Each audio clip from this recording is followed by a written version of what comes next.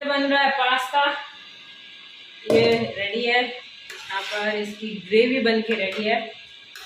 Hello guys, welcome back to गमो Rajasthani channel. और आप सब कैसे हैं? आई होप सब अच्छे होंगे। तो आपको पता है कि ये पास्ता वाला ये क्लिप कब का है? तो ये डांडिया वाला वीडियो हमने रात को बनाया था और ये उससे पहले दिन का था, इसलिए आप ये बातें सुनिए, आपको कैसी लगती है आपको समझ आ जाएगा। पता है 2-3 दिन से मेरा क्या मन हो रहा है कि मुझे भी है ना डांडिया ड्रेस पहननी है, लेकिन मैं क्या सोच रही हूँ कि यार मार्केट में मिलती तो है किराए पे 200-250 रुपये में मिल जाती है, लेकिन 200-250 रुपये में मिलती है वो तो थोड़ी बात है कि भाई कौन खर्चा करे। 2 ड्रेस लाएंगे तो 500-600 रुपये लगेंगे मेरे और दिव्या के। लेकिन एक बार लेके आना, दोबारा फिर जाके उसको रख के आना, ये मुझे बिल्कुल पसंद नहीं है, तो इसलिए मैं लाने नहीं जा रही हूँ। और यहाँ पर लड़कियाँ आती हैं मेरे जान पहचान की गरबा खेलने वगैरह, तो देखते हैं कि 1-2 दिन में उन लड़कियों से कहीं कोई ड्रेस पटती है ना तो कमाल हो जाएगा। मुझे थोड़ा सा अंदाज़ा है, क्या पता कहाँ मेरा जो है अंदाज़ा पक्का हो जाए तो हम भी डांडिया खेलना आता है कि नहीं आता वो तो आप देखेंगे, लेकिन ड्रेस शायद मिल जाए। चलिए पास्ता बनाते। आज बहुत सारा बनाया है क्योंकि बच्चों की नानी को बच्चों से जितना ही ज़्यादा पसंद है, मुझे तो कोई ना, क्योंकि मैं तो इतना मेहनत करके बनाती हूँ फिर मन ही नहीं रहता।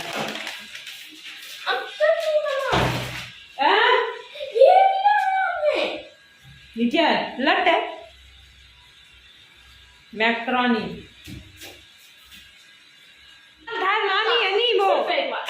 फ्रेंच फ्राइज से ठोके रह गई, आज टाइम पे आ गई और बिल्कुल पास्ता बनने के एन मौके पे। अब तुम लड़ क्यों रहे हो यार? ये बोला मैं आप खाऊंगा। क्या सिर्फ टेस्ट करना है, मेरे को बस टेस्ट करना है। तो खाओ ना, दिखाना ही और क्या करना। एक टुकड़ा टेस्ट मेरे अंदर से ले लो रोटी। तेरे से रुक जा यार, मम्मा मैं पूछ रहा हूं, मैं वो जान बना के बनाई पास्ता ना रोटी। वो बात तुम कब जो प्लेट लेके गए हो ना अपने उस बनावटी घर के अंदर लेके आओ। ऐसा घर बनाया इस बच्चों ने। तेज लाइट करके आप बताओ इनको, मैं लाइट करके जल्दी कर। एक बड़ा सा बॉक्स था, इस बॉक्स से घर बनाया। ये बाहर का ये है घर, और इस घर का हाउस टूर देख लीजिए। ये दरवाजा है और यहाँ पर ये पूरा बाहर का बरामदा बनाया है। फिर इसके घर के अंदर एंट्री करते थे इन्होंने बनाया दरवाजा, अंदर पिल्लो भी लगाया हुआ है और ऊपर इन्होंने ये वंदनवार लगवाई है। और इसके अलावा इसकी खिड़कियां भी है, इस साइड नहीं है, इस साइड पीछे की साइड इस तरह की खिड़की है इनके, और इधर एक और खिड़की है, ये देखिए। और फिर जो है तेजस अंदर नहीं आ पाता है, अंदर बैठे बैठे थक जाता है, तो यहाँ से ऊपर से बाहर निकल जाता है। ये देखो और टाबरोंगो घर। तो भाई बाप रे बेटा रेडे घर वही हक रखन कर रियल में भाई मन टाक हो दूसरे लोग के मैं तो आगे रिपीट करियो है ई बाप रे बेटा रे एड़े कर्म में लिखड़ो भाई। बाउंड्री अच्छी बनाई है इसकी, ये डिजाइन है काफी अच्छी बनाई है। दरवाजा ऐसे कौन बनाता है? जैसा भी अच्छा है।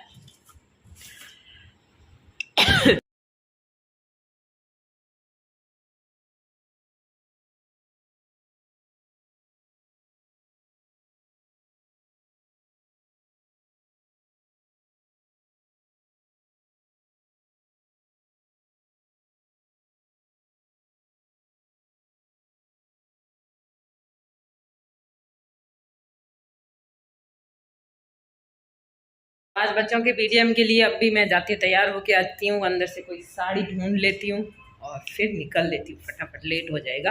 ठीक है, तब तक ये फ़ोन में वीडियो सेव हो रहा है, इसको चार्ज लगा देते हैं, क्योंकि फ़ोन चार्ज लगे इतना मैं फ़ोन को फ्री नहीं छोड़ती हूँ, आप सोच सकते हैं। So I am ready for PTM. बच्चों के पता नहीं मार्क्स तो कैसे आते हैं, लेकिन मुझे टॉर्चर बहुत करते हैं। पीटीएम में जाना ही जाना है, मार्क्स लेकर क्या कहते हैं बस रिजल्ट लेकर ही आना है। कैसे मार्क्स आएंगे कुछ ऐसे ही जाके मुंह मेरे ईवीएस में सबसे कम आई, क्योंकि मेरे को ईवीएस अरे बहुत कम आई, वरना मैथ्स और सीसीएस में तो बहुत। देख लेते हैं मैथ्स और सीसीएस में कितने आते हैं। बच्ची सफाई कर रही, मैं जाके आ रही हूँ स्कूल। और ये अक्सर है ना, पीटीएम में जाते हैं या फिर स्कूल जाते हैं तो बच्चों की अक्सर रिक्वायरमेंट होती है कि उनके पेरेंट्स थोड़े अच्छे से स्कूल जाए, तो ये मैं बच्चों के लिए तैयार हुई हूँ। बाकी तो मैं मेरी स्कूल में भी कभी साड़ी पहन के नहीं जाती हूँ। सो क्या क्या झूठ पे झूठ, झूठ क्या क्या झूठ बता, क्या झूठ बता। मेरी स्कूल में कब गई मैं साड़ी पहन के, बता कभी गई, याद है? नहीं गई माँ तो, या तो कभी सलवार सूट पहनती है। 1 घंटा खराब किया इन बच्चों के लिए, अभी 1 घंटा स्कूल में लगेगा। हाथ जाती हूँ और मुझे वो रसीद दिलानी याद रहेगी, पता नहीं ईवीएस में कम मार्क्स आएगा। मैं निकली बार पीछे से कह रहा ईवीएस में कम मार्क्स आएगा, कहीं फेल ना हो जाए। मेरे एसएससी में कम आएगा। तो जी मैं इनका रिजल्ट देख के तो सुबह ही आ गई थी। उसके बाद मैंने अपने वीडियो वगैरह बनाए, इन्होंने अपने मार्क्स देख लिए। तो बता दूं तेजस के 2 सब्जेक्ट में बहुत अच्छे आए, 2 सब्जेक्ट में बहुत बुरे आए। ओके, और जिस ईवीएस में ये कह रहा था मेरे कम आएंगे, उसमें सच में कम आए थे क्योंकि इसकी कॉपी इसने लिखा ही नहीं था अंदर। ओके, फिर अब दिव्या की बात करते हैं।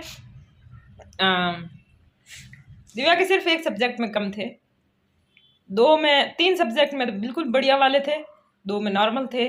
और हाँ, अरे असेसमेंट हाफ ईयरली में जुड़ती है। हाँ जुड़ती है, आपने असेसमेंट उससे कुछ नहीं होता, वो फिर परसेंटेज उतने ही निकलते। और दिव्या के 3 सब्जेक्ट में बढ़िया आए थे, 2 सब्जेक्ट में नॉर्मल और 1 सब्जेक्ट में काफ़ी कम आए थे। मतलब तेजस जितने तो नहीं, लेकिन ठीक ठाक। तो इस तरह जो है, वैसे टोटल मार्क्स कभी नहीं बताने चाहिए। मार्क्स के आधार पर बच्चों की वैल्यू कभी फिक्स नहीं करनी चाहिए कि वो लाइफ में आगे कितना बढ़ेंगे कितना नहीं। लेकिन अब है ना, मैंने परसेंटेज का सबको प्लस अब आ गया नहीं, अब ट्यूशन शुरू कर दूंगी। इनका है ना, ये बदमाश है, बाकी किसी की कोई कमी नहीं है। वैसे तो अगर प्राइवेट स्कूल में पढ़ाते हैं, मोटी ताजी फीस भरते हैं, तो फिर ट्यूशन कराने की कोई ज़रूरत नहीं। अच्छी पढ़ाई हो इसलिए प्राइवेट स्कूल में पढ़ाते हैं। ये मतलब एक नॉर्मल धारणा बनी हुई है, भले हो ना हो। वैसे हमारे गांव में गवर्नमेंट स्कूल है। अभी जिस स्कूल में मैं हूँ वहाँ तो स्टाफ कम है, वहाँ पर मैं डेपुटेशन पे हूँ। लेकिन जिस पीछे वाली स्कूल में थी ना, वहाँ पर हमारे इतनी मतलब प्रॉपर और इतनी अच्छी तरीके से और वेल सेटल्ड पढ़ाई होती थी कि मतलब बच्चा वहाँ जाकर खुश हो, बच्चे का ऑल ओवर विकास वहाँ पर होता हो। मतलब अच्छा स्टाफ है, फुल स्टाफ है और सुविधाएं पूरी है। तो गवर्नमेंट स्कूल में भी बहुत पढ़ाई होती है, ऐसी बात नहीं है। लेकिन फिर भी अगर हम पहले एक बार प्राइवेट स्कूल में डाल देते हैं और फिर अगर हम ट्यूशन करवाते हैं ना, तो फिर तो क्या मतलब रहा। फिर भी ट्यूशन भी ट्राई कर लेंगे, ये सामने एक मैडम पढ़ाती है तो ज़्यादा दूर नहीं जाना पड़ेगा। अभी तक मैंने 2-3 बार इनका ट्यूशन लगाया, लेकिन बच्चों को पसंद नहीं है, छोड़ दिया। दूसरी बार तो अरे क्या कहते हैं, हम घर से ही निकल गए थे ना। कहाँ घर से? दूसरी बार शुरू नहीं किया, पहले आ गए थे। फिर सर कह रहे थे कि इन बच्चों को इस बार भेजना, इस बार मैं इनको छोड़ने नहीं दूंगा, इतना क्या कहते हैं ट्यूशन में मन लगाऊंगा कि बच्चों को जो है छोड़ने की प्रॉब्लम ही नहीं आएगी। तो फिर मम्मा ने छुड़वा दी थी। अरे हम इधर आगे दूर आ गए, अब ये मैडम पास में, इसको ट्राई कर लेते हैं। और क्या कह रहे थे, दूसरी बार में हम नहीं मना गई। वाह शाबाश।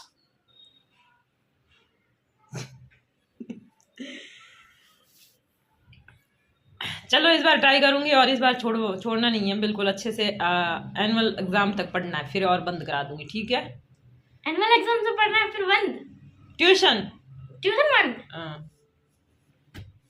ओके, तो ये कुछ रिजल्ट था।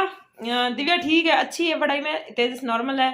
और तेजस पहले ज़्यादा अच्छा था। मतलब तेजस की मैं आपको बता दूं, फर्स्ट ईयर जब फर्स्ट टाइम स्कूल गया उस साल ये बहुत ज़्यादा कमज़ोर था। सेकेंड ईयर यानी दूसरी साल जब ये स्कूल जा रहा था, उस टाइम ये टॉप क्लास का टॉप बच्चा था। मेरे 99% आए थे। और उसके बाद फिर अब ये ठीक ठाक है, बस काम चला हुआ है। अरे नहीं, उसके बाद 73, उसके बाद अरे क्या कहते हैं, उसके बाद बहुत कम, उसके बाद 67 आए थे। आप कुछ नहीं है, मैं बता दूं तेजस के स्टडी के डाउन होने का कारण। सबसे पहली बात, जब भी वहाँ पर था सेकंड जो स्कूल का ईयर था, उस टाइम एक मैडम कॉलोनी में बहुत अच्छा पढ़ाती थी, उस वजह से था। बाकी किसी का कोई उसमें हाथ नहीं था। और उसके बाद जैसे कोरोना आया, कोरोना के बाद फ़ोन अलाउ कर दिया बच्चों को, होमवर्क उस पर आएगा, फलाना पूंछड़ा ढिमका सब इस पर आएगा। ऐसे करते करते बच्चों ने वापस पकड़ लिया फ़ोन। और जब तक कोरोना नहीं आया था उससे पहले मैं बच्चों को कभी अपना फ़ोन नहीं देती थी, कभी भी, इतना सा भी, 1 सेकेंड भी। लेकिन अभी ये कोरोना के बाद, अब कोरोना चला भी गया तो भी हज़ारों चीज़ें कहते हैं ऑनलाइन, अभी फ़ोन पे ये आएगा, अभी ये आएगा, अभी वो आएगा, अभी ये, मतलब दिन में 10 बार तो मेरे से ये बोल के फ़ोन ले जाते हैं कि अभी हमारे लिए होमवर्क आया है, अभी हमारे लिए कोई मैसेज आया है, और लेकर चले जाते हैं। मैं काम में बिजी होती हूँ, फिर ये कितने घंटे से वापस पहुँचाते हैं। तो सबसे बड़ा कारण तेजस का तो यही है। और दीदी का। और ये तभी छूट सकता है जब स्कूल से कुछ भी ऑनलाइन फोन पे ना आए और इनके फोन की कोई जरूरत ना पड़े। अरे ये तो हाँ, मैं इससे फोन छुड़वाती हूँ, फिर भी ये बाद में ना रिक्वेस्ट करने लगता है तो पैर पकड़ के खींचने लगता है, उसके बाद मेरे को भी देख लेना पड़ता है। तो ये वजह कभी कभी तो फोन अब देखना मतलब चाहिए ना। पहले मैं लोगों को ये कहती थी कि बच्चों को तो फोन छोड़ना बहुत इजी है, क्या है मतलब उनको दो ही मत, एक बार भी मत दो तो वो नहीं लेंगे, लेकिन वो अब करें कैसे? अरे अब वो नहीं पता, स्कूल वाला सिस्टम इतना ऑनलाइन हो गया है कि बच्चों को थोड़ा सा तो फोन देखना और उसका चाहिए। बच्चे पूरा फायदा उठाते हैं और अपना बहुत सारा नुकसान करते हैं। ये मेरे बच्चों की बात नहीं है, ये सब के बच्चों की बात है और सारे ही इस बात से परेशान है। I know very well. पहले ये बताओ ट्यूशन खत्म कब होएगी, किस एनुअल एग्जाम के बाद। अभी ओके बाय।